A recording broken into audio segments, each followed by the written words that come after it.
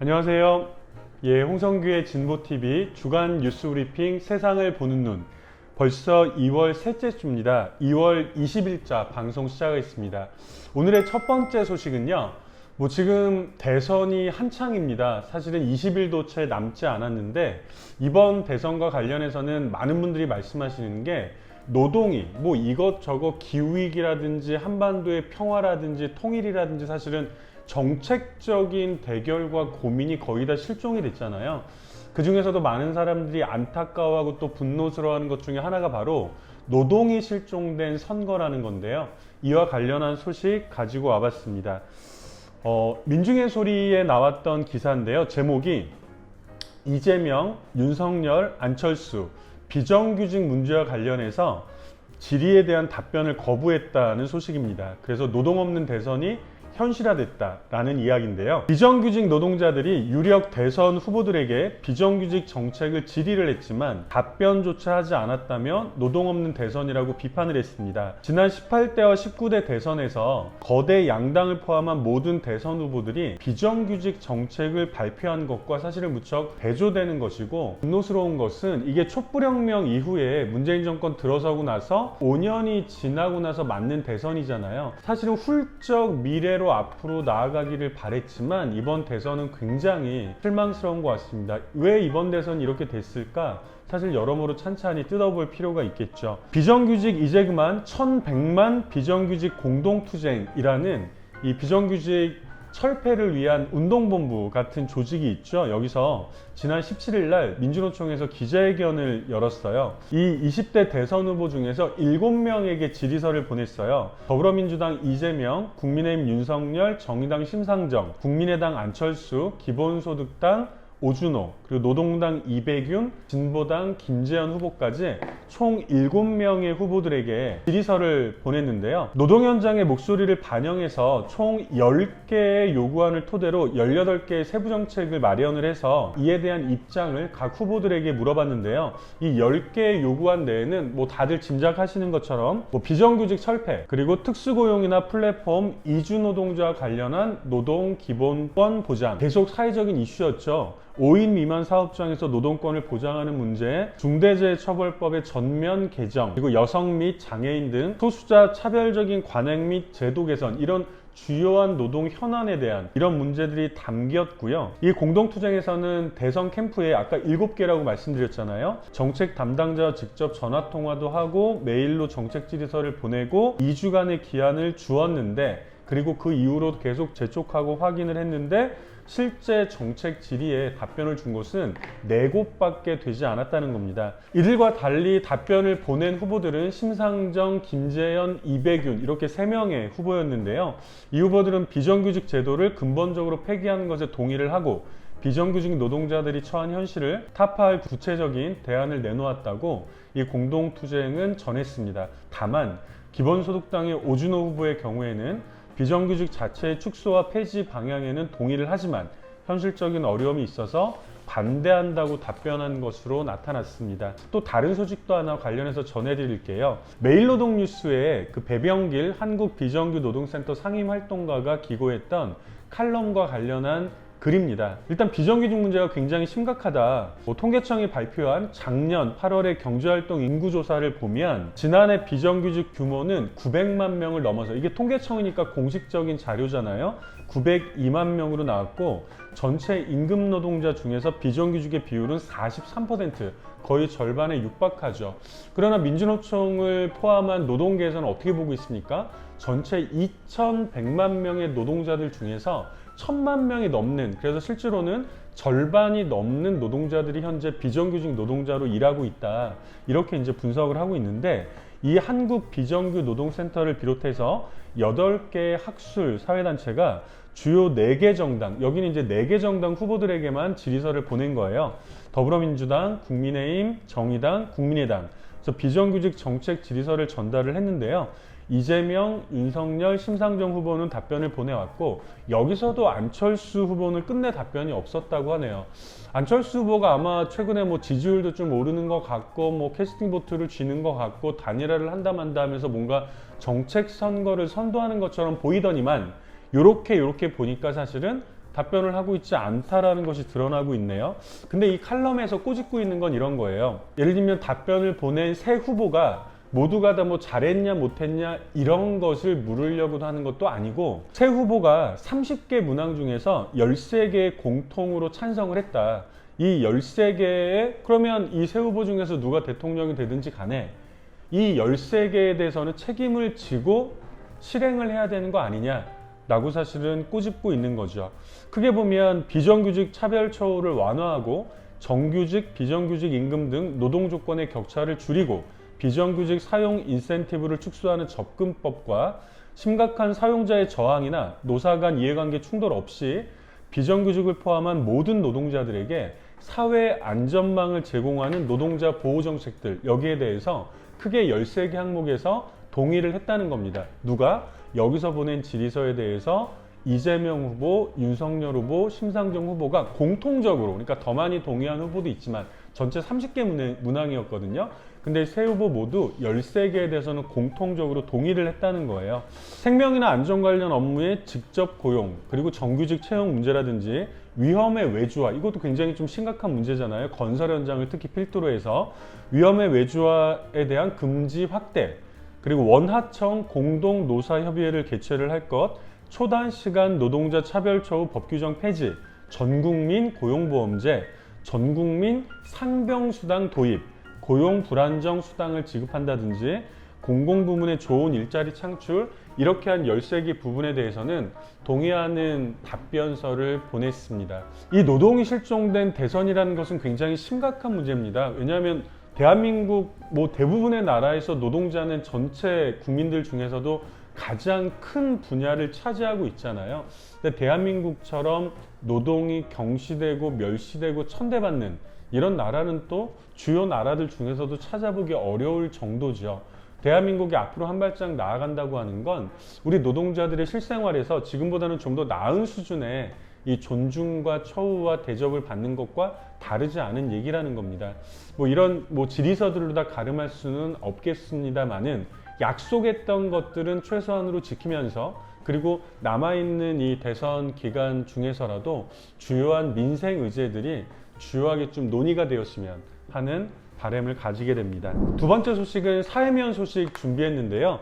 사실은 좀 굉장히 열받는 소식입니다. 아마 신문기사, 언론기사 보신 분들 많이 있을 거예요. 예전에 보면 그 강원랜드 채용비리 기억나시죠? 당시에 국회의원 권성동 의원이었죠. 그리고 이 강원랜드에 자신의 비서관을 역임했던 사람이 채용이 되었는데 이 과정의 채용 청탁 문제 때문에 굉장히 사회적으로 문제가 되었습니다. 이게 벌써 2017년 얘기니까요.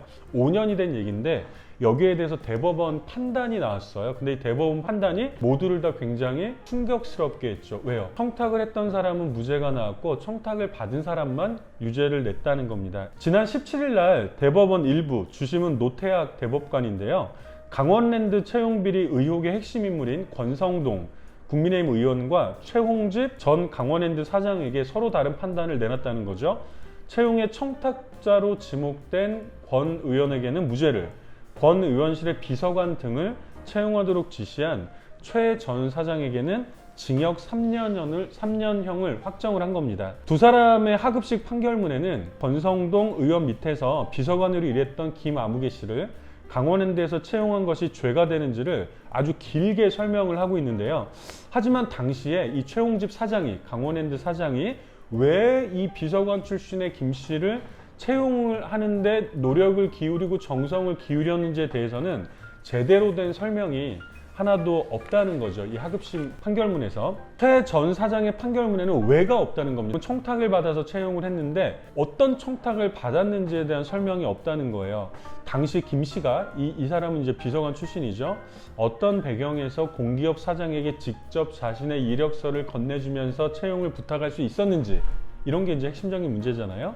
최 전 사장은 왜 김 씨를 합격시키기 위해서 직원들을 막 닥달을 했는지, 직원들은 왜 채용 조건까지 변경해 가면서 채용을 했는지, 이런 문제들이 1, 2, 3심 판결문에서는 원래 이런 걸 조사하라고 검찰 수사가 있는 거잖아요. 경찰이 있고 검찰이 있는 건데 이게 다 쏙 빠져 있다는 거죠. 그럼에도 최홍집 전 사장은 강원랜드 인사 담당자에게 이 김 씨가 단독 채용될 수 있게 채용 조건을 변경하도록 지시하는 등 맞춤형 채용을 지시한 혐의 등이 인정이 돼서 징역 3년을 선고한 원심이 확정이 됐어요. 근데 문제는요, 청탁을 했던 권성동 의원은 무죄를 받았다는 거죠. 재판 과정에서는 이 최홍집 전 사장이 강원랜드와 지역사회 현안이 있을 때 이 권성동 의원의 도움을 받기 위해서 채용 청탁을 들어줬다라고 인정을 하기도 했어요, 심지어는. 그런데 법원은 의심이 가기는 하지만 직접 청탁했던 사실을 검사가 증명하지 못했다라고 하면서 무죄를 준 거죠. 그래서 2018년도에 담당했던 수사 검사 중에 안미연 검사가 수사 외압이 있었다라고 의혹을 제기하기도 했죠.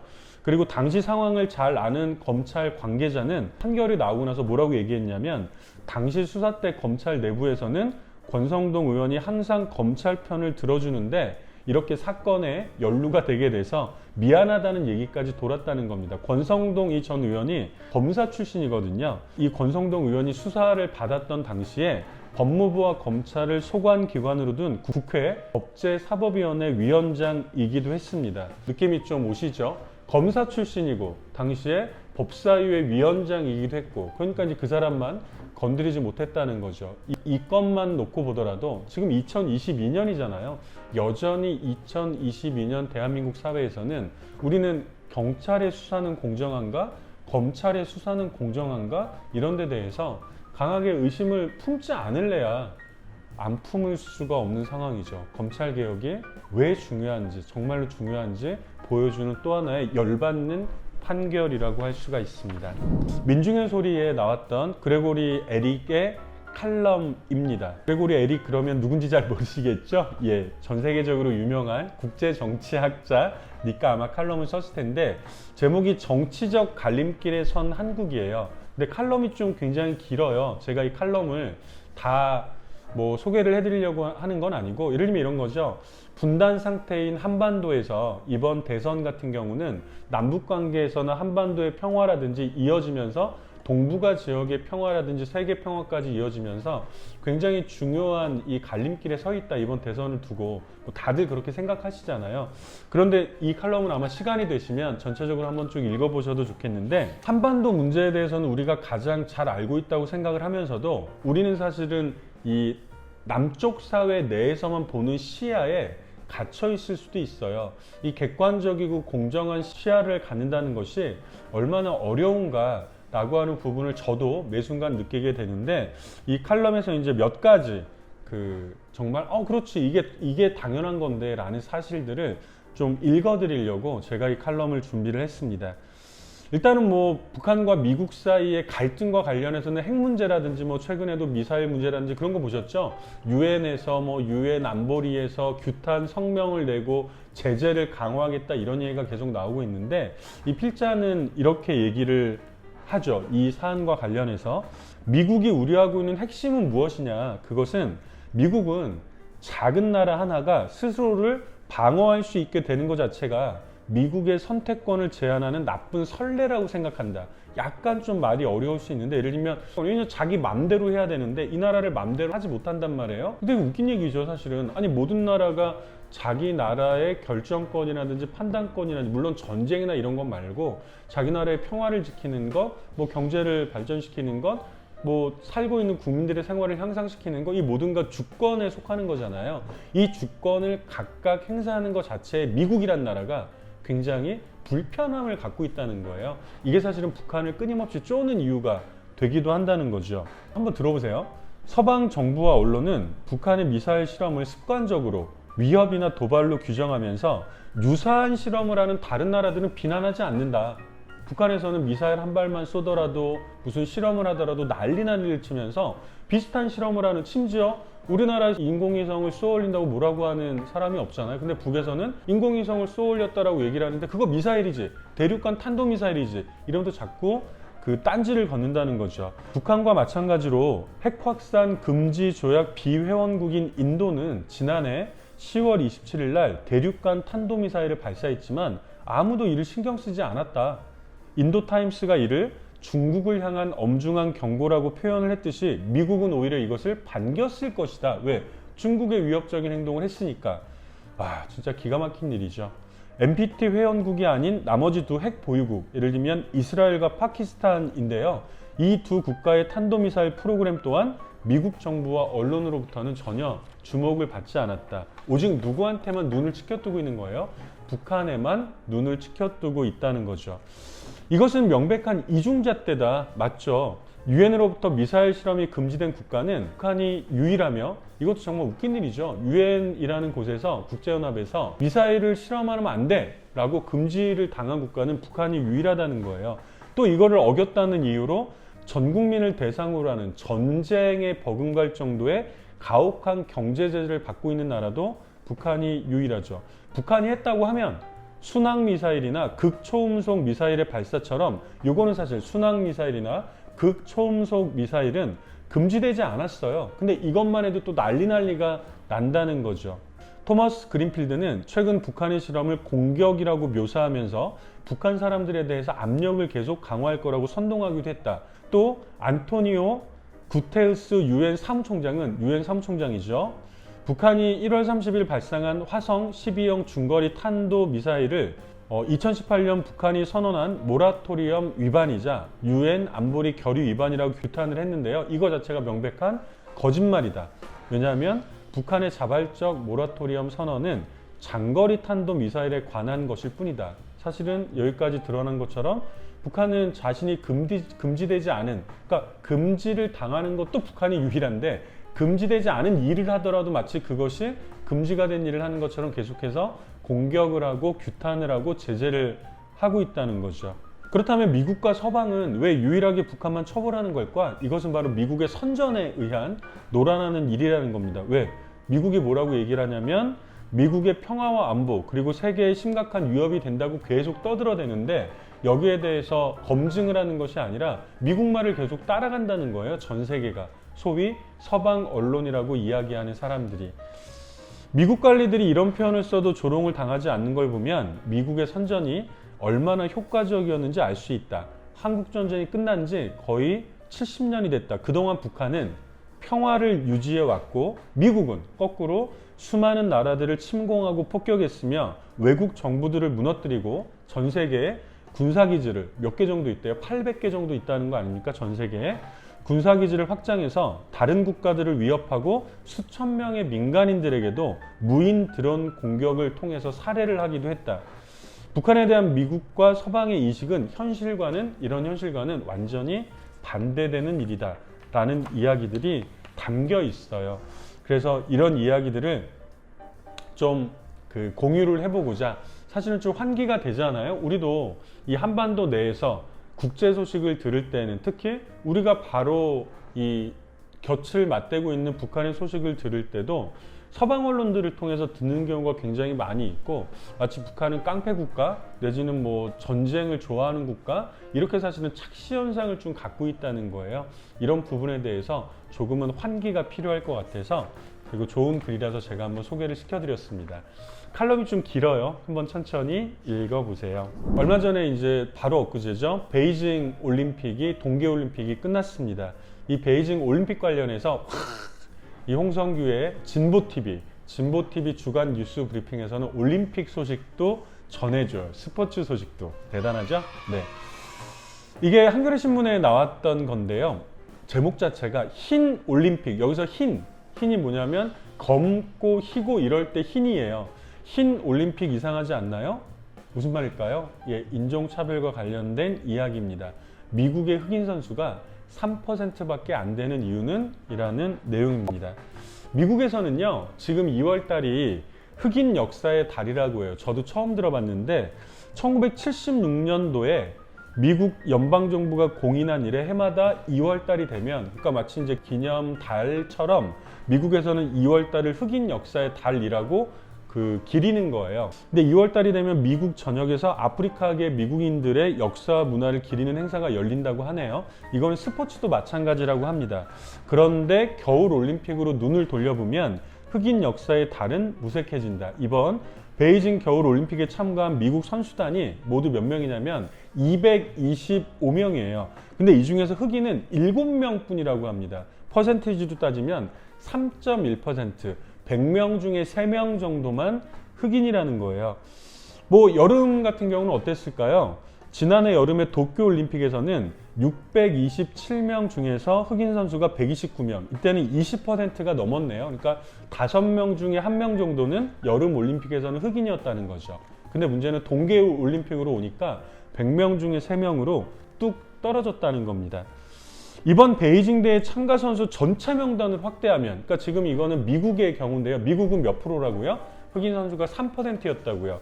근데 전체로 확대를 하면 IOC 국제올림픽위원회에서는 여기에 대해서는 정확한 통계를 갖고 있지는 않은데 4년 전에 평창 겨울올림픽 통계랑 좀 비교를 해보면 될 것 같아요. 이때 평창 겨울올림픽에서는요, 전체 선수단으로 확장을 했을 때 총 2,952명, 즉 3,000명 가까운 선수들 중에서 43명, 단 43명만이 흑인 선수였다고 합니다.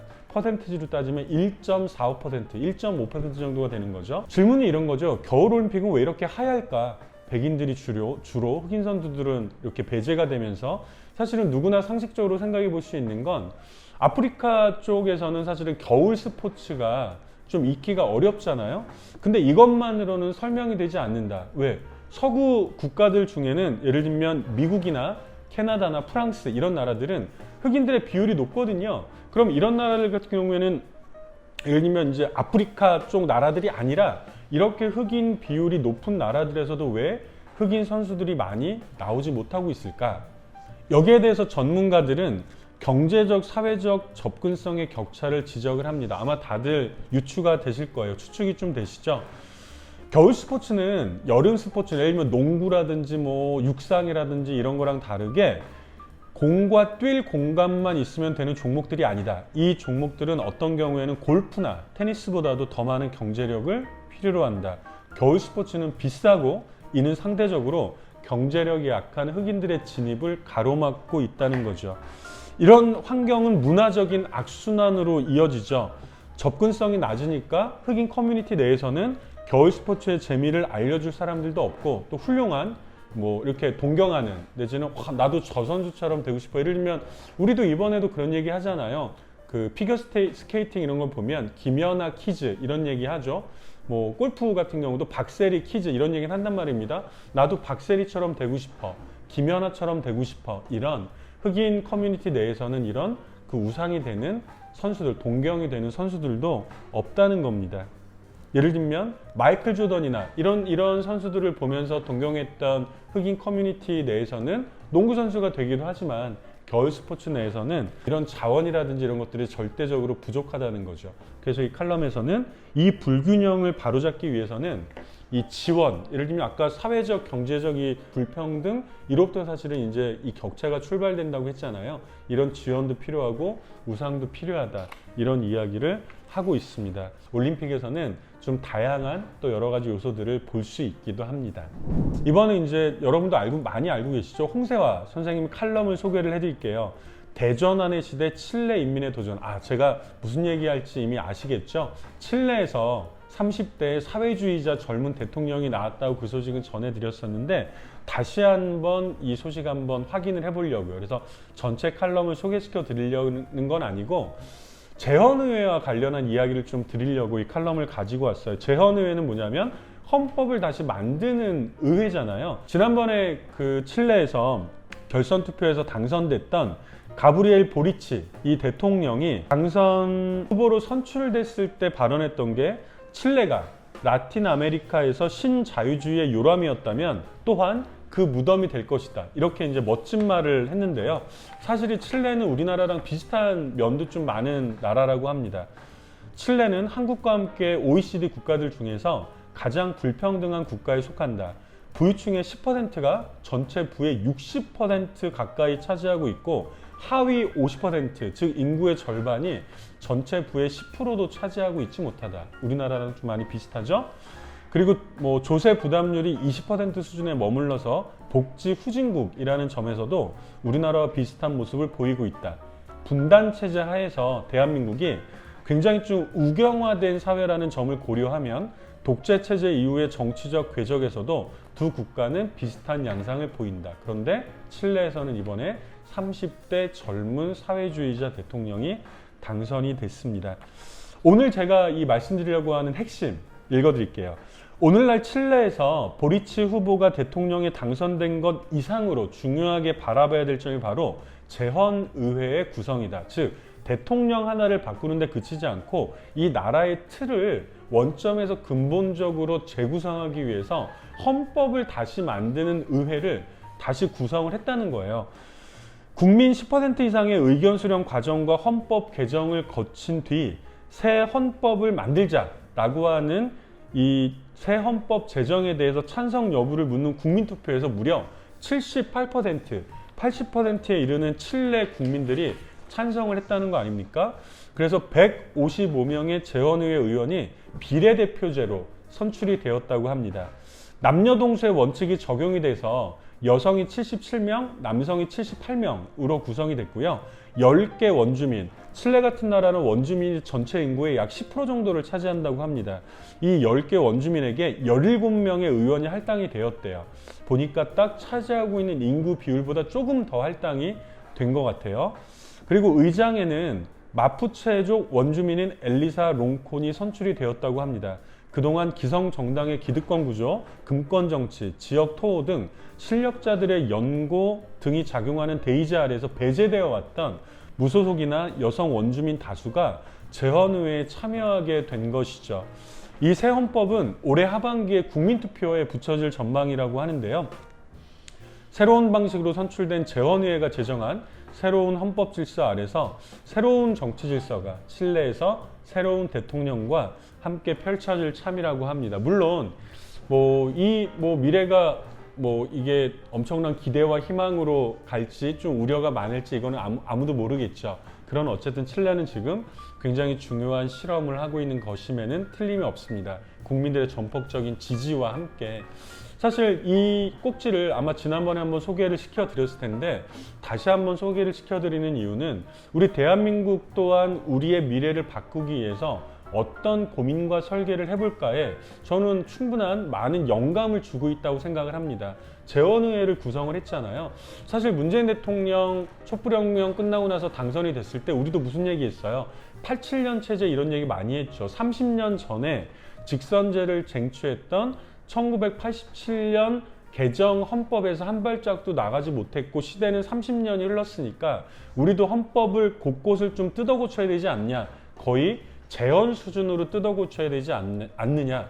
그래서 문재인 대통령도 개헌을 공약으로 걸기도 했잖아요. 그러나 5년이 그냥 지나가 버렸습니다. 이번 대선에서도 사실은 개헌이란 얘기는 주요 의제로 올라와 있지 못하죠. 우리가 하려고 하는 주요 개헌들은 어떤 게 있어요?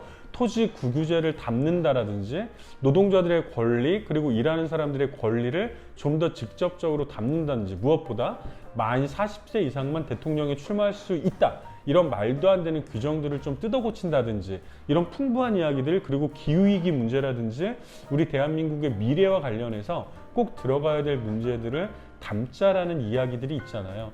그럼 이제 우리는 고민을 해볼 수 있죠. 그럼 우리는 개헌을 어떻게 해볼 것이냐. 우리가 이후에 예를 들면 진보 진영에서 진보 대통령이 나온다라고 하면 그냥 대통령이 혼자 바뀌는 것이 아니라 국회의 구성이나 대통령이나 등등 이 칠레에서처럼 재헌의회를 제기를 하고 이 헌법을 새로 만드는 다시 한번 뜯어 고치는 이런 과정들을 통해서 이 대한민국의 틀을 새로 꾸려가 볼 수 있지 않을까 이런 고민이나 상상도 할 수 있을 것 같아서 이 칼럼을 좀 가지고 와봤습니다. 2월 셋째 주 이번 주에도 이렇게 5가지 소식으로 홍성규의 진보TV 주간 뉴스 브리핑 세상을 보는 눈 준비를 했습니다. 지금까지 정말 한 3-4달 동안 한 주도 빠지지 않고 열심히 성실하게 달려가고 있는 것 같아요. 늘 함께 지켜봐 주시는 우리 청취자 여러분들 감사드리고요. 주변에 좀 널리 다시 알려주시고 좋아요, 구독, 알림 부탁드리겠습니다. 오늘은 여기까지 인사드리겠습니다. 고맙습니다.